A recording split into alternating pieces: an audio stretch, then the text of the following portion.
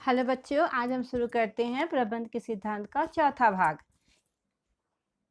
पिछले लेक्चर में हमने टेलर के इस सिद्धांतों को पढ़ा था। पहला था कार्यानुमान का सिद्धांत, दूसरा प्रयोगों का सिद्धांत। प्रयोगों के सिद्धांत में हमने देखा 3 प्रकार के अध्ययन: समय अध्ययन, गति अध्ययन और थकान अध्ययन। और तीसरा सिद्धांत हमने देखा नियोजन का सिद्धांत, चौथा वैज्ञानिक चयन एवं प्रशिक्षण का सिद्धांत, पांचवा कार्य का युक्तिपूर्ण विभाजन का सिद्धांत और छठवां सिद्धांत हमने देखा था प्रेरणात्मक मजदूरी पद्धति का सिद्धांत। इसमें आपने विभेदात्मक मजदूरी पद्धति को भी पढ़ा था। अब हम आगे पढ़ते हैं टेलर का 7वां सिद्धांत, सामग्री का वैज्ञानिक चुनाव व प्रयोग का सिद्धांत। हमारा 7वां सिद्धांत है सामग्री का वैज्ञानिक चुनाव व प्रयोग का सिद्धांत। टेलर जी का ऐसा कहना है कि वस्तु के निर्माण के लिए अगर हम अच्छी वस्तुओं का निर्माण के लिए अगर हम अच्छी वस्तुओं का चुनाव करते हैं, अच्छी सामग्री का चुनाव करते हैं, तो हमारा जो उत्पादन होगा वो कैसा होगा? अच्छा होगा, है ना, मजबूती होगा। जैसे हम घर का नींव अगर बनाते हैं, नींव मजबूत है तो पूरा घर मजबूत होगा। यही बात टेलर महोदय कहते हैं कि हम वैज्ञानिक प्रबंध के अंतर्गत जिस सामान का हम उपयोग करने जा रहे हैं, प्रयोग करना चाह रहे हैं, वह सामग्री अच्छी क्वालिटी का होना चाहिए। उनका ऐसा कहना है कि जैसा बीज वैसा फल, अर्थात अच्छी सामग्री से वस्तु का निर्माण भी अच्छा होगा। अतः कच्चे माल के रूप में जो हम सामग्री उपयोग करते हैं वह कैसा होना चाहिए? एक मानक स्तर का, एक स्टैंडर्ड माप का होना चाहिए, सही माप का, मतलब अच्छी क्वालिटी का होना चाहिए। साथ ही वस्तु के उपयोग की विधि भी अच्छी होनी चाहिए। अगर वस्तु अच्छा है लेकिन उसका उपयोग विधि हमें अच्छे से नहीं आ रहा है तो भी उसका उपयोगिता कम हो जाता है। इसकी समुचित व्यवस्था होनी चाहिए क्योंकि अच्छी से अच्छी वस्तु खराब विधि के प्रयोग से नष्ट हो जाती है। अतः अच्छी वस्तु व उपयोग की विधि उचित होनी चाहिए। टेलर ने कहा है सामग्री का वैज्ञानिक चुनाव व प्रयोग के सिद्धांत में कि अगर हम अच्छे सामग्री का उपयोग करते हैं तो हमारा उत्पादन भी अच्छा होगा। और ऐसा करने के लिए हमें अपनी संस्था में अच्छी मानक जो अच्छी सामग्री जो होती है, इसका एक स्टैंडर्ड होता है, एक मानक निश्चित होता है, उस वस्तुओं का उपयोग करना चाहिए, उसे उपयोग में लाना चाहिए। और जिस संस्था में इस तरह के चीज़ों का उपयोग होता है, जहाँ पे अच्छे उत्पादन के ऑप्शन होते हैं, वहाँ पे कार्य अच्छे से हो पाता है, सही हो पाता है। अगला पॉइंट हम देखते हैं आधुनिक यंत्र व उपकरणों का सिद्धांत। टेलर ने अपने अगले सिद्धांत में कहा है कि समय के अनुसार हमें आधुनिक यंत्र व उपकरणों का उपयोग करना चाहिए। जैसे आज के समय में हम आधुनिक यंत्र का उपयोग करने लगे। पहले कैलकुलेटर का उपयोग होता था, अब कैलकुलेटर मोबाइल में ही आ गया है। और पहले टाइपराइटर का उपयोग करते वो सब कंप्यूटर में आ गया है। ठीक वैसे ही जो अभी आप आधुनिक उपकरण में तो आप सबसे ज़्यादा भी क्या पढ़ रहे हैं? ऑनलाइन जो पढ़ाई कर रहे हैं, ये भी आपका वैज्ञानिक प्रबंध है ना, कि आपकी पढ़ाई कैसे हो रही है। यहाँ ब्लैक बोर्ड नहीं है, ब्लैक बोर्ड की जगह आप मोबाइल से पढ़ ले रहे हैं, तो आपका एक तरह से भी आधुनिक टेलर का ही सिद्धांत हम पालन कर रहे हैं। आधुनिक यंत्र उपकरणों का उपयोग कर रहे हैं। उत्पादन के दौरान हमें आधुनिक यंत्र एवं उपकरणों का प्रयोग करना चाहिए क्योंकि उन्नत यंत्र से उत्पादन लागत कम आती है और माल शीघ्र तैयार हो जाता है। अगर अभी नया जो डेवलपमेंट हो रहा है, नए नए जो सामग्री उत्पादन की चीज़ें आ रही, उपकरण आ रही हैं, इनका अगर हम उपयोग करते हैं तो काम भी आसानी से हो जाता है, कम खर्च में होता है, टाइम भी कम लगता है। अगला सिद्धांत देखिए प्रमापीकरण का सिद्धांत। इस सिद्धांत के अंतर्गत एक निश्चित प्रमाप की वस्तु, उपकरण, कच्चा माल व कार्य की दशाएं तथा प्रमापित विधि श्रमिकों को दी जाती है जिससे श्रेष्ठ वस्तु कम लागत पर उत्पादित हो सके। टेलर के सिद्धांत में यह बताया जाता है कि जो वस्तु हम तैयार करने जा रहे हैं उसका पहले से एक माप तैयार कर दिया जाए, किस माप में तैयार करना है, उसका एक स्टैंडर्ड बना दिया जाए। एक उसके लिए जो उपकरण उपयोग करना है वो सारे उपकरण सबके पास एक समान होने चाहिए। कच्चा माल, कार्य की दशाएं, सब चीज़ पहले से ही निर्धारित होनी चाहिए। तब उससे क्या होगा, काम हमारा कम लागत पर हो सकता है और ज़्यादा परेशानी नहीं आएगी, आसानी से काम हो पाएगा। जैसे कि आपको पता पार्ले जी का बिस्किट है ना, एक प्रमाप निश्चित है कि 5 रुपए का पैकेट कितने किस साइज का आएगा, 10 रुपए का पैकेट कितने। तो पहले से हमको पता रहता है, जब वहाँ के वर्कर को, कर्मचारियों को पता होता है तो काम वो सही हो पाता है। वहाँ पे ये दुविधा नहीं होती है कि पैकेट ज़्यादा बड़ा बन गया कि छोटा बन गया, 2 बिस्किट कम डालना है कि 2 बिस्किट कम डालना है, ये प्रॉब्लम उन लोग के साथ में नहीं आता। तो टेलर यही कहते हैं कि जहाँ पे काम हो रहा है जिस संस्था में, वहाँ पहले ही एक प्रमाप निश्चित कर देना चाहिए कि जो सामान आप तैयार करने जा रहे हैं वो किस स्टैंडर्ड का होगा, किस प्रमाप को होगा। तो उसमें हमारा जो समय लगता है वो समय कम लगेगा और लागत भी कम आता है। अगला सिद्धांत हम देखते हैं टेलर के प्रबंध के सिद्धांत का 10वां सिद्धांत है क्रियात्मक संगठन का सिद्धांत। ये बहुत आईएमपी सिद्धांत है, क्रियात्मक संगठन का सिद्धांत। इसे हम 8 नेता वाली योजना भी बोलते हैं, क्योंकि इसमें 8 प्रकार का ग्रुप बनाया जाता है, उनसे कार्य कराया जाता है। तो इसे 8 नेता वाली योजना, 8 बॉस योजना, 8 बॉस योजना, ऐसे कई तरह के नाम से जानते हैं। परीक्षा में घुमा के भी आ सकता है क्वेश्चन, 8 बॉस वाली योजना से आप क्या समझते हैं, 8 नेता वाली योजना से आप क्या समझते हैं, इस तरह से भी प्रश्न आ सकता है। क्रियात्मक संगठन में एक साथ 8 नियंत्रकों व नियंत्रण का पर्यवेक्षण होता है। एक साथ 8 तरह के बॉस की यो योजना बनाई जाती है। आप थोड़ा सा मैं स्क्रीन बड़ा करके दिखा रही हूँ आपको। टेलर का क्रियात्मक संगठन का ये प्रारूप है, जिसमें 2 कारखाना अध्यक्ष 2 स्तर पर कार्य करता है, कार्यालय स्तर और कारखाना स्तर। कार्यालय स्तर पर 4 तरह के लिपिक होते हैं, जो हैं कार्यक्रम लिपिक, संकेत कार्ड लिपिक, समय एवं पारिश्रमिक लिपिक और अनुशासक। ये 4 तरह के लिपिक होते हैं। उसी तरह से कारखाना स्तर पर टोली नायक, गति नायक, मरम्मत नायक और निरीक्षक होते हैं। फिर से आपको एक बार बता दें, टेलर का क्रियात्मक संगठन, इसमें कारखाना अध्यक्ष होता है जो 2 स्तर पर कार्य करता है, कार्यालय स्तर और कारखाना स्तर।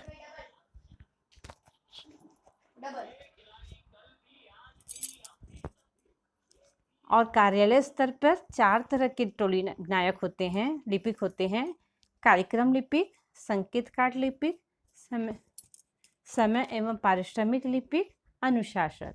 और ठीक ऐसे ही कारखाना स्तर पर 4 तरह के नायक होते हैं, टोली नायक, गति नायक, मरम्मत नायक और निरीक्षक।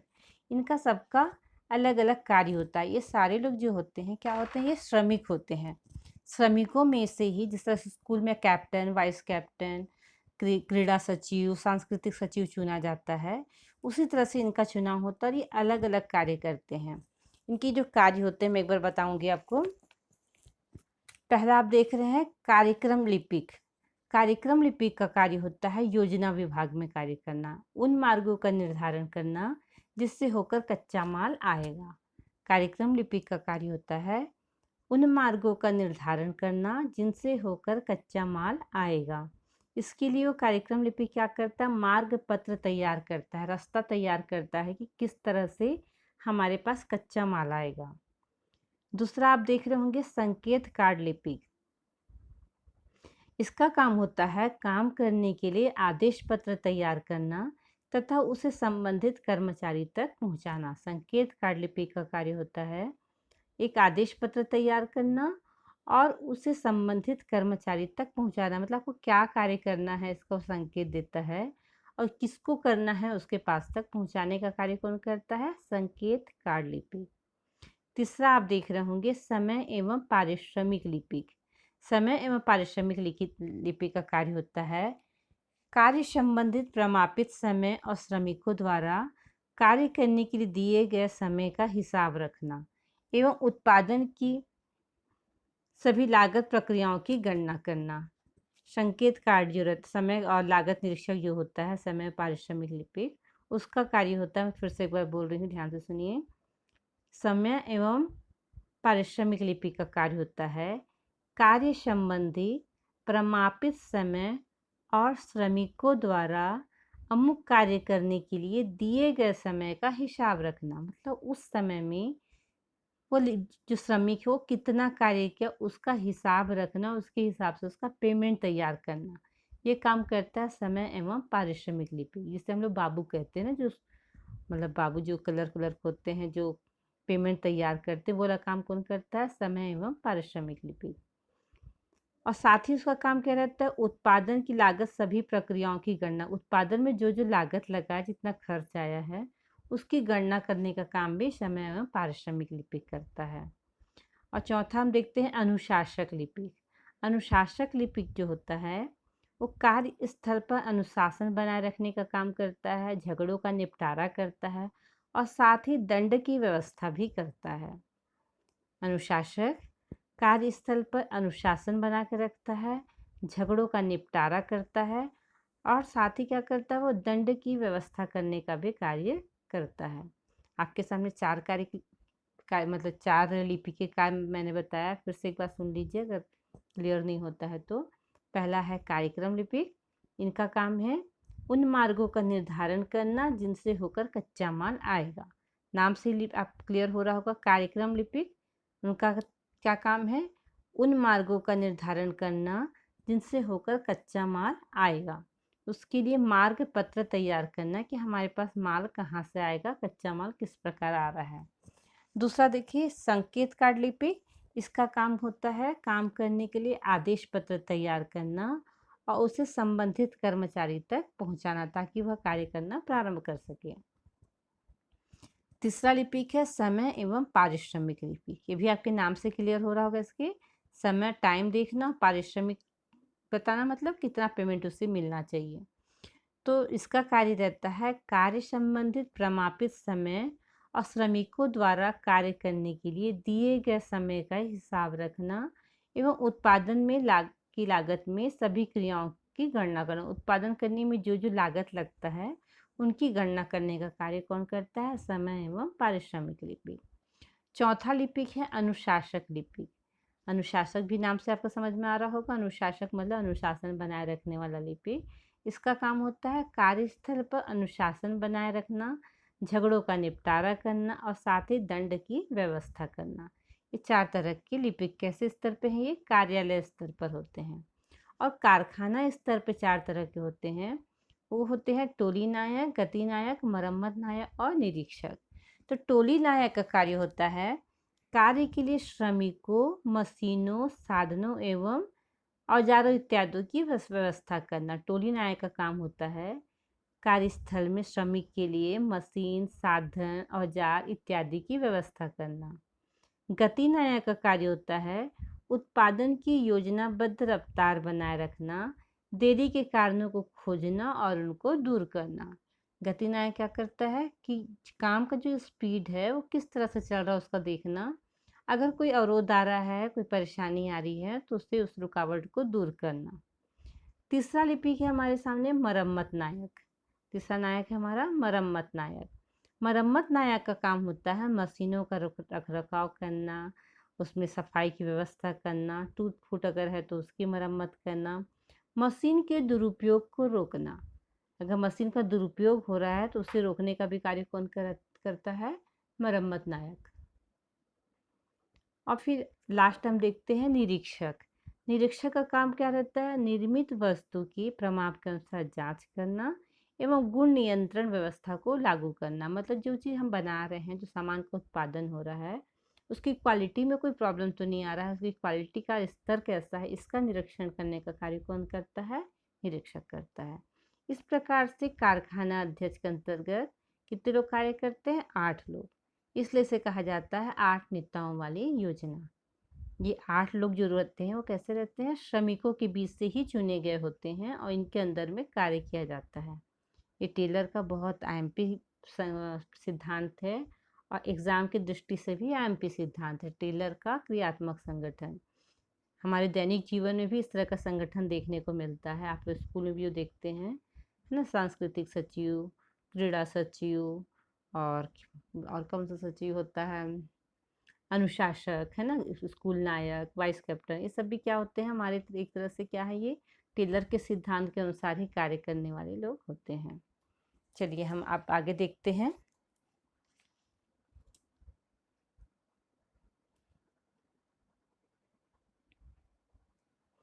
हमारा अगला सिद्धांत है आदर्श लागत लेखा प्रणाली का सिद्धांत।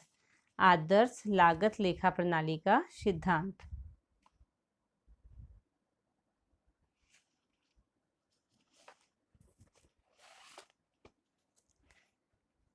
यह सिद्धांत उन्नत व आदर्श लेखांकन प्रणाली के उपयोग को प्रोत्साहित करता है, क्योंकि आदर्श लेखा प्रणाली में योग्य, अनुभवी व कुशल लेखापालों की सेवाएं ली जाती है।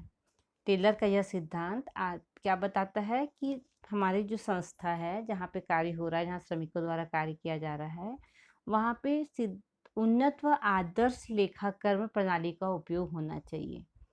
उन्नत व आदर्श लेखा कर्म प्रणाली के उपयोग को वो प्रोत्साहित करता है, क्योंकि आदर्श लेखा प्रणाली में योग्य, अनुभवी व कुशल लेखापालों की सेवाएं ली जाती हैं।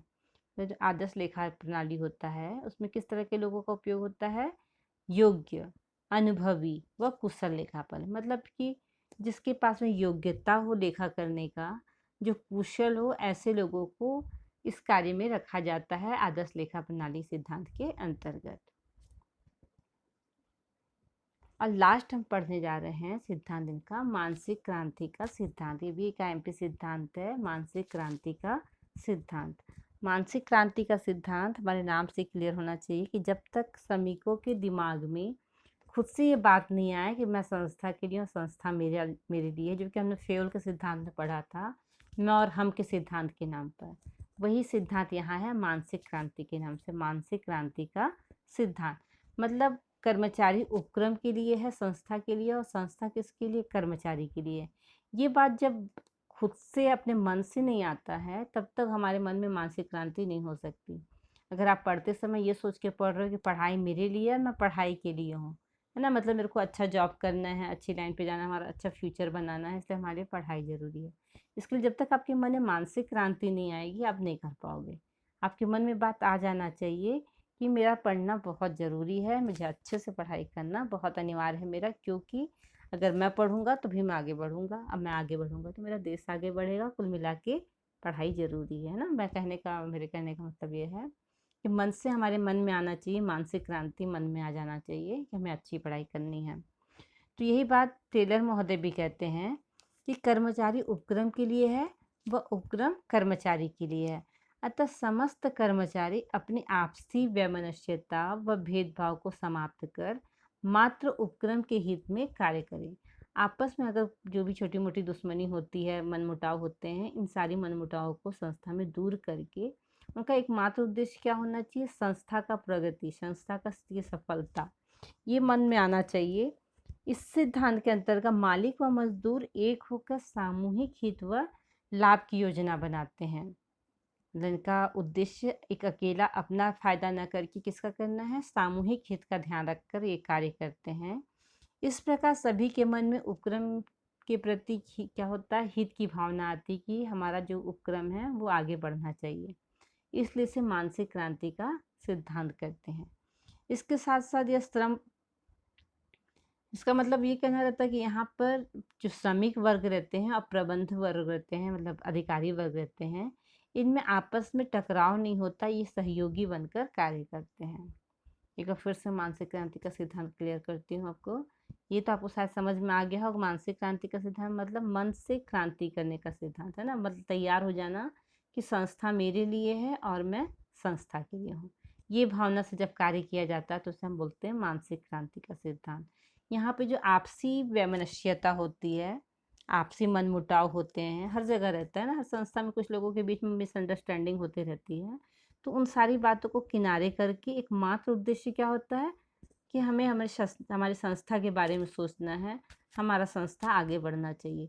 ये सोच जब हर कर्मचारी, हर अधिकारी के मन में आ जाता है तो होता है मानसिक क्रांति। इसको मैं थोड़ा सा बुक की भाषा में बोल देती हूँ। यह सिद्धांत यह संदेश देता है कि कर्मचारी उपक्रम के लिए व उपक्रम कर्मचारी के लिए होता है, अतः समस्त कर्मचारी अपनी आपसी वैमनस्यता व भेदभाव समाप्त कर मात्र उपक्रम के हित में कार्य करें, जिससे सभी का हित हो सके। इस सिद्धांत के अंतर्गत मालिक व मजदूर एक होकर सामूहिक हित व लाभ की योजना बनाते हैं। इस प्रकार सभी के मन में उपक्रम के लिए क्या होता है? क्रांति जागृत होती है, इसलिए इसे मानसिक क्रांति का सिद्धांत कहते हैं। यह आपका क्वेश्चन इस तरह से भी आता है परीक्षा में, मानसिक क्रांति का सिद्धांत क्या है, मानसिक क्रांति से आप क्या समझते हैं? आईएमपी पॉइंट है, मानसिक क्रांति क्या है, इस तरह से 3-4 तरह के प्रश्न घुमा के फिरा के आता है। यहाँ तक हमने पढ़ा टेलर के प्रबंध के सिद्धांत। 12 सिद्धांत पढ़े हमने। पर अब 12 सिद्धांत का नाम भी आपको याद हो गया होगा। पहला सिद्धांत था हमारा कार्यानुमान का सिद्धांत, फिर प्रयोगों का सिद्धांत, इसके अंतर्गत 3 सिद्धांत देखे थे हम लोग। फिर नियोजन का सिद्धांत, वैज्ञानिक चयन एवं प्रशिक्षण का सिद्धांत, कार्य का युक्तिपूर्ण विभाजन का सिद्धांत, प्रेरणात्मक मजदूरी का सिद्धांत, सामग्री का वैज्ञानिक चुनाव व प्रयोग का सिद्धांत, आधुनिक यंत्र व उपकरणों का सिद्धांत, प्रमापीकरण का सिद्धांत, क्रियात्मक संगठन का सिद्धांत, आदर्श लागत लेखा प्रणाली का सिद्धांत और लास्ट हमने देखा मानसिक क्रांति का सिद्धांत। अब आगे हम देखते हैं वैज्ञानिक प्रबंध के सिद्धांत किस तरह से तैयार किए गए। F.W. टेलर द्वारा प्रतिपादित प्रबंध की वैज्ञानिक विचारधारा निम्नलिखित 6 सिद्धांतों पर आधारित है। टेलर ने जो अपने सिद्धांत बनाए उनमें निम्न 6 सिद्धांतों को अपनी विचारधारा को शामिल किए। पहला है विज्ञान न कि रूढ़िवादिता। वैज्ञानिक प्रबंध में टेलर ने अपने जो उद्देश्य बनाए थे, इसका पहला उद्देश्य क्या है? विज्ञान न कि रूढ़िवादिता। मतलब F.W. टेलर ये कहते हैं कि वैज्ञानिक प्रबंध वो विज्ञान है, इस सिद्धांत पर जोर देता है कि हमें लकीर का फकीर बनकर नहीं रहना, मतलब पुरानी बातों को ही पकड़कर नहीं बैठना है, रूढ़िवादिता वाला काम नहीं करना है। हमने बहुत सारी चीज़ को पहले का पकड़ के बैठे रहते हैं ना, जैसे बिल्ली रास्ता काट दी तो अशुभ हो गया, ये क्या है? रूढ़िवादिता, जबकि ऐसा नहीं होता है ना। तो उसकी जगह पे क्या करना चाहिए? हमें वैज्ञानिक सोच को समझना चाहिए, नवीन पद्धतियों की खोज करके उससे अपने काम को सरल बनाने का कोशिश करना चाहिए। विज्ञान न कि रूढ़िवादिता। इस सिद्धांत में टेलर ये बताते हैं कि हमें लकीर का फकीर बनकर पुरानी रूढ़िवादिता जो है, पुरानी पद्धति को ही लेकर नहीं चलना चाहिए, है ना। कि हम पहले हल चलाते थे तो हम हल ही चलाएंगे, हम ट्रैक्टर का उपयोग नहीं करेंगे, ये गलत है। बल्कि क्या होना चाहिए, जो नया चीज़ आ रहा है, नई तकनीक आ रही है, नए आधुनिक उपकरण आ रहे हैं, उनका उपयोग करना चाहिए। इस प्रकार की सोच के साथ में उनका पहला जो उद्देश्य था सिद्धांत बनाने का, वो था विज्ञान न कि रूढ़िवादिता।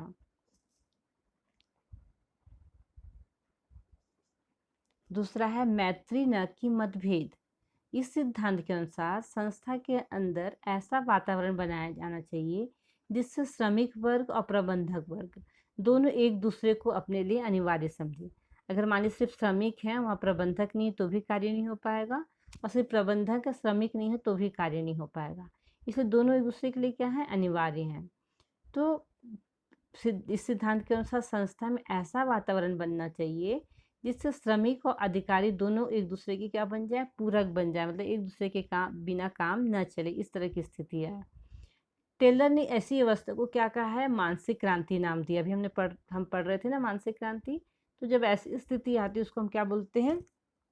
मानसिक क्रांति।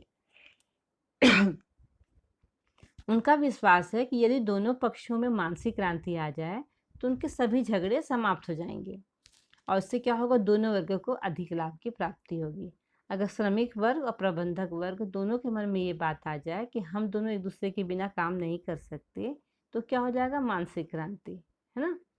जैसे श्रमिक को समझ में आ जाना चाहिए कि अगर हम कारखाना में काम नहीं करेंगे तो हमको पेमेंट नहीं मिलेगा, तो हमारा काम कैसे चलेगा। वैसे प्रबंधक को भी समझ में आ जाना चाहिए कि अगर श्रमिक हमारे लिए काम नहीं करेंगे तो हम उत्पादन कैसे करेंगे। दोनों क्या है? दोनों एक दूसरे के लिए अनिवार्य है।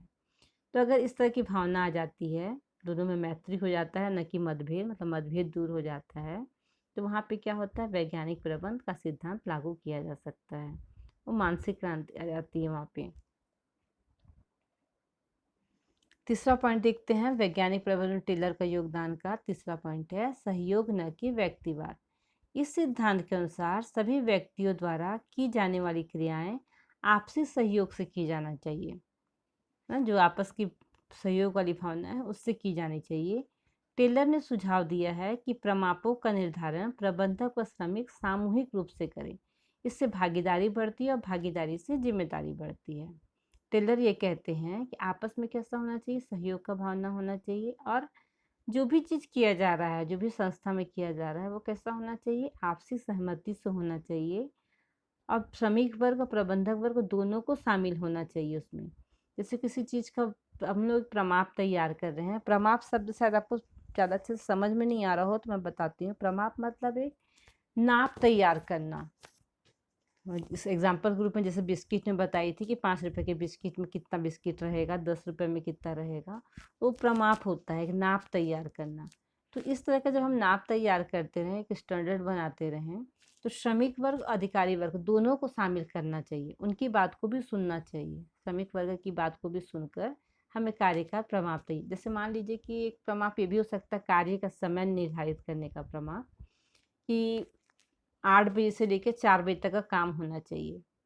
ऐसा अगर मान लीजिए कहते हैं, प्रबंधक वर्ग का कहना है कि सुबह 8 से लेकर शाम के 4 बजे तक काम होना चाहिए। लेकिन श्रमिक वर्गों का ऐसा लगता है कि नहीं, ज़्यादा हो जाएगा, इतना ज़्यादा काम करने का उनमें कैपेसिटी नहीं होगा, इससे श्रमिक थक जाएंगे। तो उनका सलाह भी लिया जा सकता है कि नहीं, ये 8 से 4 ज़्यादा हो जाएगा, 8 से 2 होना चाहिए। ये क्या होता है, अपने बात को कहने का मौका मिलना है ना, और उस बात को मान जाना। तो सहयोग और व्यक्तिवाद में यह कहते हैं टेलर, इस सिद्धांत के अनुसार सभी व्यक्तियों द्वारा की जाने वाली क्रियाएं आपसी सहयोग से की जानी चाहिए, और प्रमापों का जो निर्धारण होता है प्रबंधक व श्रमिक दोनों की सहमति से होना चाहिए। इससे क्या होगा, भागीदारी बढ़ेगी, और भागीदारी से क्या बढ़ेगा, जिम्मेदारी बढ़ेगा, और जिम्मेदारी बढ़ने से श्रमिक वर्ग भी अच्छे से कार्य करेंगे और प्रबंधक वर्ग भी करेंगे। अगला पॉइंट देखिए, प्रत्येक व्यक्ति का उसकी अधिकतम कुशलता एवं सफलता तक विकास। मतलब जो व्यक्ति में जितना हुनर है, जितनी क्वालिटी है, उस क्वालिटी का पूरा पूरा उपयोग होना चाहिए। अगर आप में ऐसी क्वालिटी है कि आप मेरिट लिस्ट में आ सकते हैं, तो आपकी क्वालिटी का पूरा उपयोग होना चाहिए, आपके पीछे इतना मेहनत किया जाना चाहिए कि आप वहाँ तक पहुँच सको, है ना। यही बात है, प्रत्येक व्यक्ति का उसकी अधिकतम कुशलता एवं सफलता तक विकास। इस सिद्धांत के अनुसार प्रत्येक व्यक्ति की कुशलता के स्तर पर उसके चयन से ही ध्यान देना चाहिए कि वह कितना कार्य कर सकता है। सभी के लिए उपयुक्त प्रशिक्षण की व्यवस्था की जानी चाहिए। कुशलता के स्तर पर उसके चयन, यह भी ध्यान रखना चाहिए कि प्रत्येक व्यक्ति को उसकी रुचि और योग्यता के अनुसार ही काम सौंपा जाए। प्रत्येक व्यक्ति का उसकी अधिकतम कुशलता एवं सफलता तक विकास में टेलर ये कहते हैं कि जिस व्यक्ति को हम काम पे रख रहे हैं, चयन कर रहे हैं, उसकी कुशलता का, उसके चयन का जो हम लोग क्राइटेरिया बनाए हैं, जब उसको चयन किए हैं, उसकी क्षमता जो है, उस क्षमता का अधिक से अधिक प्रयोग करना चाहिए। अगर उसके लिए अगर आवश्यकता पड़े तो प्रशिक्षण की व्यवस्था भी करनी चाहिए। और साथ ही यह बात विशेष रूप से देखना चाहिए कि जिस व्यक्ति को जिस कार्य में रुचि हो, मतलब प्रत्येक व्यक्ति को उसकी रुचि एवं योग्यता के अनुसार ही कार्य सौंपा जाना चाहिए, तब वो ज़्यादा रुचि से कार्य कर पाएंगे, उनका ज़्यादा मन लगेगा कार्य करने में। अगला पॉइंट देखिए, नियोजन न कि तदर्थवाद, है ना। नियोजन न कि तदर्थवाद, इसमें आप देखिए क्या है, वैज्ञानिक प्रबंध के अंतर्गत कार्य मनमाने ढंग से न कराकर निश्चित योजनाओं, कार्यक्रमों तथा नियमों के आधार पर किया और करवाया जाता है। मतलब पहले से क्या किया जाता है, योजना बनाया जाता है, नियोजन, है ना। नियोजन, एक योजना बनाकर कार्य करना चाहिए, न कि तदर्थवाद। तदर्थवाद मतलब न कि मनमानी ढंग से कार्य होना चाहिए। तो टेलर यही कहते हैं कि जो भी कार्य हमको करना है वैज्ञानिक प्रबंध के अंतर्गत, कार्य को मनमाने ढंग से न करके निश्चित योजना, कार्यक्रम तथा नियम के आधार पर किया और करवाया जाना चाहिए। यह होता है नियोजन न कि तदर्थवाद, नियोजन न कि मनमाने ढंग से कार्य करना। आगे देखते हैं हम लोग, सीमित उत्पादन के स्थान पर अधिक उत्पादन। टेलर महोदय कहते हैं वैज्ञानिक प्रबंध में कि वैज्ञानिक प्रबंध जो होता है उसकी उत्पादन की विचारधारा विरोधी होती है। जितना अधिक उत्पादन होगा उतना अधिक लाभ प्राप्त होगी, जितना अधिक लाभ अर्जित होगा स्वामियों और श्रमिकों दोनों को उतना ही अधिक लाभ में हिस्सा मिलेगा। लाभ में दोनों को पर्याप्त हिस्सा मिलेगा तो वितरण संबंधी विवाद स्वतः ही समाप्त हो जाएंगे। क्या कहते हैं इस सिद्धांत में कि वैज्ञानिक प्रबंध सीमित उत्पादन की विचारधारा की विरोधी है, मतलब कम उत्पादन के विरोधी है। उसके स्थान पर क्या कहती है वैज्ञानिक प्रबंध, अधिकतम उत्पादन होना चाहिए। अगर उत्पादन अधिक होगा तो जाहिर बात है क्या होगा, लाभ अधिक होगा, और लाभ अधिक होगा तो किसको फायदा मिलेगा, स्वामी को भी फ़ायदा मिलेगा और साथ ही श्रमिकों को भी मिलेगा, दोनों को फ़ायदा मिलेगा, दोनों को लाभ में हिस्सा मिलेगा। और लाभ में हिस्सा में जब मिलेगा तो वितरण संबंधी जो विवाद होता है वो स्वतः नष्ट हो जाएगा। वितरण संबंधी विवाद कहने का मतलब कि उसको ज़्यादा मिला, उसको कम मिला, ये वाला बात जो विवाद होता है ये खत्म हो जाएगा। इसलिए वैज्ञानिक प्रबंध में इन 6 बातों का विशेष रूप से ध्यान रखा गया है। पहला, विज्ञान न कि रूढ़िवादिता। मतलब जो नया समय आ रहा है, उसकी नया जो उपकरण आ रहे हैं, नए जो सामान आ रहे हैं, टेक्नोलॉजी आ रही है, उनका उपयोग करना चाहिए, न कि पुरानी रूढ़ियों को पकड़ के चलना चाहिए। पुरानी जो सामान है उसको पकड़ के चलना चाहिए कि हमें पुरानी पद्धति के अनुसार चलना है। दूसरा, मैत्री न कि मतभेद। आपस में संस्था वहाँ मैत्री का भाव होना चाहिए, न कि मतभेद का, आपसी टकराव का भाव नहीं होना चाहिए। तीसरा, सहयोग न कि व्यक्तिवाद। आपस में कैसी भावना होनी चाहिए? सहयोग की, यानी मानसिक क्रांति की भावना होनी चाहिए, न कि अपने खुद की फायदे की बात होनी चाहिए। न कि व्यक्तिवाद मतलब न कि खुद के फायदे की बात होनी चाहिए। अगला देखे थे हम लोग, प्रत्येक व्यक्ति का उसकी अधिकतम कुशलता एवं सफलता तक विकास। चयन के समय जो योग्यता उसमें पाई जाती है श्रमिक में, कार्य करने वाले कर्मचारी पे, उसकी योग्यता का अधिक से अधिक हमें उपयोग करना चाहिए। और उसका वहाँ तक अगर मान लो किसी कारण से उसकी योग्यता में कुछ कमी आ रही है, कुछ परेशानी है, तो प्रशिक्षण की व्यवस्था करना चाहिए और लास्ट तक उसे सफलता तक उसका विकास होना चाहिए। आगे देखे थे हम, नियोजन न कि तदर्थवाद। ये योजना बना के कार्य करना चाहिए, न कि मनमाने ढंग से कार्य करना चाहिए। और वैज्ञानिक प्रबंधन का जो सिद्धांत है वो इस बात का विरोधी है कि सीमित उत्पादन नहीं होना चाहिए। मतलब कम उत्पादन होगा तो लाभ नहीं होगा, लाभ नहीं होगा तो आप जो लाभ का हिस्सा है वो कम मिलेगा। तो उनके अनुसार क्या होना चाहिए? सीमित उत्पादन के स्थान पर अधिकतम उत्पादन का सिद्धांत होना चाहिए। ज़्यादा उत्पादन होगा, ज़्यादा लाभ होगा, और ज़्यादा लाभ होगा तो प्रबंधकों को भी फायदा मिलेगा और साथ ही श्रमिकों को भी मिलेगा। इससे जो उनके बीच में वितरण संबंधी जो टकराव है वो टकराव दूर होने का पूरा पूरा चांस रहेगा। वैज्ञानिक प्रबंध के लाभ आगे हम देखते हैं। वैज्ञानिक प्रबंध के लाभ। वैज्ञानिक प्रबंध का मुख्य उद्देश्य क्या होता है? सभी तरफ से विकास करना, मतलब सर्वांगीण विकास करना। वैज्ञानिक प्रबंध से विभिन्न वर्गों को लाभ मिलता है। जैसा पहला है निर्माताओं उत्पादकों को लाभ। वैज्ञानिक प्रबंध के लाभ। पहला, निर्माताओं उत्पादकों को लाभ। उनको क्या क्या लाभ मिलता है? पहला, उत्पादन लागत में कमी। वैज्ञानिक प्रबंध का मुख्य उद्देश्य क्या होता है? अपव्यय को रोकना, फालतू का जो खर्च होता है उसे रोकना होता है। इससे उत्पादन लागत में कमी होती है। किसी भी व्यवसाय की सफलता उत्पादन लागत पर निर्भर करती है। वैज्ञानिक प्रबंध के अंतर्गत बताए गए तकनीक से कार्य करने में क्या होगा? लागत में कमी आएगी।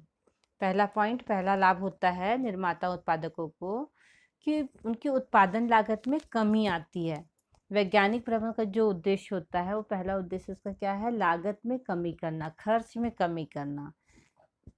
और खर्च में कमी करने से किसी भी व्यवसाय की सफलता उसकी उत्पादन लागत पर निर्भर होती है। वैज्ञानिक प्रबंध के अंतर्गत बताए गए तकनीक से कार्य करने पर लागत में कमी आती है। दूसरा फायदा है वस्तु की किस्म में सुधार। उचित निरीक्षण तथा प्रमापीकरण योजना के लागू होने के कारण वस्तु की किस्म में सुधार होता है। जो वस्तु की क्वालिटी है उस क्वालिटी में सुधार आता है तथा प्रमापित वस्तुओं का उत्पादन होने लगता है। इससे बाजार में वस्तु की मांग बढ़ जाती है। ये फायदा किसको मिलता है? निर्माताओं और उत्पादकों को। तीसरा पॉइंट, श्रम विभाजन के लाभ। तीसरा लाभ है श्रम विभाजन के लाभ। वैज्ञानिक प्रबंध श्रम विभाजन एवं विशिष्टीकरण पर जोर देता है। इसके लाभ उत्पादकों को प्राप्त होते हैं। श्रम विभाजन मतलब काम का बंटवारा किया जाता है ना, एक ही व्यक्ति को ज़्यादा काम न करके अलग अलग व्यक्ति को काम बांट दिया जाता है। इससे काम बढ़ भी जाता है और विशिष्टीकरण का फायदा मिलता है, अच्छे से अच्छे काम होने का फायदा मिलता है। चौथा है औद्योगिक शांति। चौथा फायदा है औद्योगिक शांति। वैज्ञानिक प्रबंध के अंतर्गत श्रमिकों की समस्याओं का निपटारा वैज्ञानिक ढंग से हो जाता है। इससे विवाद व संघर्ष का कोई स्थान नहीं होता। इससे क्या होगा? औद्योगिक रूप से शांति बनी रहती है, आपसी टकराव की स्थिति न के बराबर हो जाती है। और फिर अगला हम देखते हैं, अगला फायदा है अधिकतम कार्य संभव। वैज्ञानिक प्रबंध की तकनीक से श्रमिकों व कर्मचारियों से अधिकतम कार्य लिया जा सकता है, इससे अधिक उत्पादन व अधिक लाभ होता है। ज़्यादा से ज़्यादा कार्य लिया जा सकता है, इससे अधिक उत्पादन भी होता है और कार्य भी अधिक होता है, इससे लाभ भी अधिक होता है। और लास्ट फायदा है इनका पूर्ण निरीक्षण। वैज्ञानिक प्रबंध में कार्यों का पूर्ण निरीक्षण सूक्ष्मता से किया जाता है। सूक्ष्मता मतलब बारीकी से देखा जा सकता है। इससे भविष्य में आने वाली बाधाओं से बचा जा सकता है।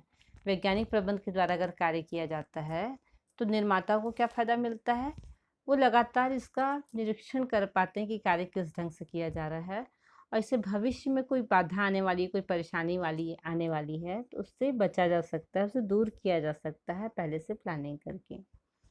इस प्रकार वैज्ञानिक प्रबंध के पहला लाभ किसको मिल रहे हैं, निर्माता उत्पादकों को लाभ मिल रहे हैं। वो किस तरह से मिल रहे हैं, उत्पादन लागत में कमी होती है, वस्तु की किस्म में सुधार आने लगता है, श्रम विभाजन के कारण विशिष्टीकरण को फायदा मिलता है, औद्योगिक रूप से शांति बनी रहती है, अधिकतम कार्य संभव हो पाता है, और साथ ही जो उत्पादक हैं वो कार्य पे क्या कर पाते हैं, निरीक्षण रख पाते हैं। कार्य की दशा में अगर कोई रुकावट आने वाली है, कोई बाधा आने वाली है तो उसे आसानी से दूर कर पाते हैं।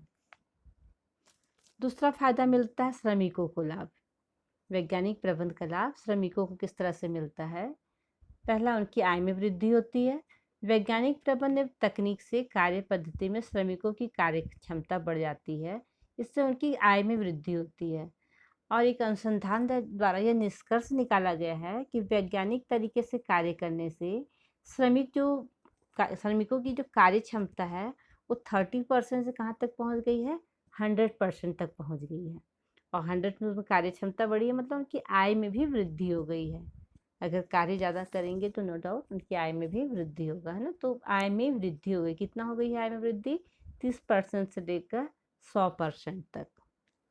दूसरा पॉइंट देखिए फायदे में, कार्य क्षमता में वृद्धि। वैज्ञानिक प्रबंध में श्रमिक की योग्यता एवं क्षमता के अनुसार उनसे कार्य कराया जाता है। जिसमें जो योग्यता है, जो क्षमता है, उसके अनुसार उनसे कार्य कराया जाता है। नहीं, कार्य का युक्तिपूर्ण जो हम पढ़े थे, है ना, उसके अनुसार कार्य कराया जाता है। तो उसे कार्य को अच्छे ढंग से सिखाया भी जाता है। अगर उस कार्य को करने में कुछ परेशानी आ रही है तो उसे प्रशिक्षण द्वारा सिखाया भी जाता है, जिससे श्रमिकों की कार्य क्षमता में वृद्धि होती है। तीसरा, जीवन स्तर में सुधार। परिश्रम तथा आय में वृद्धि हो जाने से श्रमिकों का रहन सहन का स्तर भी ऊंचा हो जाता है। जैसे जैसे आमदनी बढ़ती जाती है वैसे वैसे श्रमिकों की का जो जीवन स्तर है उसमें भी सुधार आने लगता है। और चौथा फायदा है कार्य के प्रति रुचि। कर्मचारियों का चयन चूंकि वैज्ञानिक ढंग से किया जाता है तथा रुचि के अनुसार उनको कार्य दिया जाता है, इससे कर्मचारियों की श्रमिकों के कार्य के प्रति रुचि बढ़ जाती है। अगला पॉइंट जो उनका विशेष रूप से है, मानसिक क्रांति। मानसिक क्रांति आप बहुत अच्छे से समझ गए होंगे। संस्था के प्रति जो हमारा भावना तैयार हो जाता है कि संस्था मेरे लिए, मैं संस्था के लिए, ये क्या है, मानसिक क्रांति। वैज्ञानिक प्रबंध में श्रम तथा पूंजी के मध्य क्रांतिकारी परिवर्तन होते हैं। क्रांतिकारी मतलब मन से तैयार हो जाना कि हम दोनों एक दूसरे के पूरक हैं, एक दूसरे के बिना कार्य नहीं हो सकता। आपस में सहयोग व समन्वय की स्थिति बढ़ती जाती है। इस मानसिक क्रांति के विकसित होने के कारण श्रमिकों को अत्यधिक लाभ होता है। जब श्रमिक और अधिकारी दोनों में आपसी टकराव नहीं होगा, वैमनस्यता नहीं रहेगी, तो उसमें क्या होगा, कार्य तो अच्छा करेंगे ही, टकराव की स्थिति नहीं रहेगी, उससे उत्पादन भी अच्छे से होगा। कार्य रुकेगा नहीं, इसलिए उत्पादन अच्छे से होगा, आय अधिक होगा। लास्ट हम देखते हैं श्रमिकों को फायदा, रोजगार में स्थायित्व। अच्छे कार्य करने वाले योग्य श्रमिकों की सेवाएं नियमित रूप से रहने के कारण रोजगार में स्थायित्व बना रहता है। क्योंकि उनको प्रशिक्षण भी मिल रहा है, उनकी कार्य क्षमता में वृद्धि हो रही है, तो उनका रोजगार कैसा हो गया, स्थायी हो गया। तो रोजगार में स्थायित्व होने के कारण श्रमिक निश्चिंत हो जाते हैं कार्य के प्रति, मतलब उनको काम छोड़ छोड़ के दूसरे का काम ढूंढने की आवश्यकता नहीं पड़ती है। तो यह है वैज्ञानिक प्रबंध के लाभ किसके लिए, श्रमिकों के लिए। कौन कौन से लाभ हैं, श्रमिकों की आय में वृद्धि होती है, उनकी कार्य क्षमता में वृद्धि होती है, उनके जीवन स्तर में सुधार आता है, कार्य के प्रति उनकी रुचि बढ़ जाती है, और वे मानसिक क्रांति मतलब मानसिक रूप से तैयार हो जाते हैं, और लास्ट देखा हमने रोजगार में स्थायित्व आ जाता है। और अगला फायदा है वैज्ञानिक प्रबंध के समाज एवं राष्ट्र को लाभ। समाज एवं राष्ट्र को वैज्ञानिक प्रबंध से किस प्रकार के लाभ मिलते हैं, किस प्रकार से फायदा मिलते हैं, देखते हैं हम लोग। पहला पॉइंट, राष्ट्रीय आय में वृद्धि। बड़े पैमाने में उत्पादन होने से देश के उद्योगों एवं व्यवसायों का विकास भी कैसा होता है, तीव्र गति से होता है ना। जैसे से उत्पादन होते जाएगा तो उत्पादन होने से क्या होगा, देश का भी विकास होते जाएगा देश के उद्योग व्यवसाय का भी विकास होने लगता है, जिससे राष्ट्रीय आय में वृद्धि होती है। प्रति व्यक्ति आय बढ़ता है, राष्ट्रीय आय में वृद्धि होने लगती है।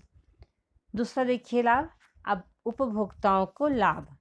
वैज्ञानिक प्रबंध लागू होने के बाद उपभोक्ताओं को कम दामों में तथा अच्छी वस्तुएं प्राप्त होती है। इससे रहन सहन में भी काफ़ी सुधार आ जाता है, क्योंकि उत्पादन अधिक हो रहा है। उत्पादन अधिक क्यों हो रहा है, वैज्ञानिक प्रबंध लागू करने के कारण हो रहा है। इससे उपभोक्ताओं को कम कीमत में अच्छी वस्तुएं प्राप्त होती है और उससे उनके रहन सहन में भी क्या होता है, काफ़ी सुधार आ जाता है। तीसरा फायदा मिलता है समाज एवं राष्ट्र को, रोजगार में वृद्धि। वैज्ञानिक प्रबंध का संबंध बड़े बड़े उद्योगों से है। बड़े बड़े उद्योग खुलवाने से रोजगार के पर्याप्त साधन उपलब्ध हो जाते हैं। जहाँ पे फैक्ट्री कारखाना खुलता है वहाँ के लोगों को वहाँ नौकरी मिलता है, रोजगार प्राप्त हो जाता है, जिससे रोजगार के पर्याप्त साधन उपलब्ध हो जाते हैं और इससे बेरोजगारी कुछ सीमा तक कम हो जाती है ना। काम बढ़ जाता है, काम बढ़ेगा तो बेरोजगारों को क्या मिलेगा, नौकरी मिलेगा, रोजगार मिलेगा। इससे बेरोजगारी पूरी तरह से समाप्त होती है या नहीं होती है, लेकिन कुछ तो कम हो ही जाती है। और चौथा हम देखते हैं समाज राष्ट्र को फायदा, औद्योगिक शांति। औद्योगिक अशांति किसी भी देश की अर्थव्यवस्था को चौपट कर देती है। वैज्ञानिक प्रबंध में ऐसी तकनीकें अपनाई जाती हैं जिससे संपूर्ण संगठन में शांति बनी रहती है। औद्योगिक शांति मतलब कार्य का रुक जाना। अगर मान लीजिए बहुत लंबे समय से श्रमिक लोग हैं वो हड़ताल पे लग गए हैं तो वहाँ उत्पादन नहीं होगा, और वहाँ उत्पादन नहीं होगा तो पूरी पूरी से क्या कही जाएगी उस बात को, औद्योगिक रूप से अशांति। मतलब न उत्पादन हो रहा है, न श्रमिक को पेमेंट मिल रहा है, न प्रबंधक को मिल रहा है, न उत्पादन हो पा रहा है उस वस्तु का, तो ये क्या होगा, औद्योगिक रूप से अशांति। तो अगर वैज्ञानिक प्रबंध को आजमाया जाता है, जिसमें अभी हम लोग देखे थे मानसिक क्रांति, एक दूसरे का सलाह लेके कार्य करना, इस तरह के सिद्धांत को अगर माना जाता है तो देश में क्या रहेगी, औद्योगिक शांति का माहौल रहेगा, औद्योगिक रूप से शांति बनी रहेगी। औद्योगिक अशांति किसी भी देश की अर्थव्यवस्था को क्या कर देती है, चौपट कर देती है ना। अभी थोड़ा सा औद्योगिक अशांति चल रहा है कोरोना के कारण, है ना, कहीं ना कहीं डिस्टर्ब चल रहा है, कहीं लड़ाई की वजह से। तो ये भी तो क्या है, अर्थव्यवस्था को चौपट करने वाला व्यवस्था हो जाता है। इस प्रकार हम देखते हैं कि वैज्ञानिक प्रबंध संपूर्ण अर्थव्यवस्था, संपूर्ण राष्ट्र, समाज सबको क्या करता है, लाभान्वित करता है, सबके लिए फायदेमंद होता है। एक बार हम फिर से देख लें तीनों पॉइंट को।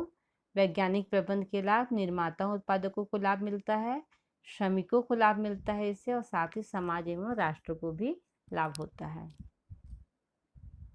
आपके लिए होमवर्क है आज, सहयोग एवं सहकारिता का सिद्धांत क्या है। दूसरा, आदेश की एकता का सिद्धांत प्रबंध के लिए किस प्रकार उपयोगी है। और तीसरा, टेलर द्वारा प्रतिपादित कार्यात्मक फोरमैनशिप की तकनीकी एवं मानसिक क्रांति की अवधारणा को समझाइए। बहुत ज़्यादा क्वेश्चन लेके मैं आपके सामने नहीं आती हूँ, क्योंकि आपको क्वेश्चन को तैयारी तो आपको करना ही है। इतना इतना भी करते जाएंगे थोड़ा थोड़ा करके तो आपके लिए काफ़ी होते जाएगा। मैं इसके अलग से आपके लिए क्वेश्चन पेपर डालूंगी, जिसमें आप और ज़्यादा प्रैक्टिस कर सकते हैं, किस तरह के क्वेश्चन आएंगे, कितने अंक के आएंगे। ठीक है, लास्ट हमारा ये है, कहना है आपसे कि जो चीज़ आपको समझ में ना आए आप अपने चैट बॉक्स में लिख सकते हैं, कमेंट बॉक्स में लिख के मुझे भेज सकते हैं। Thank you, keep learning.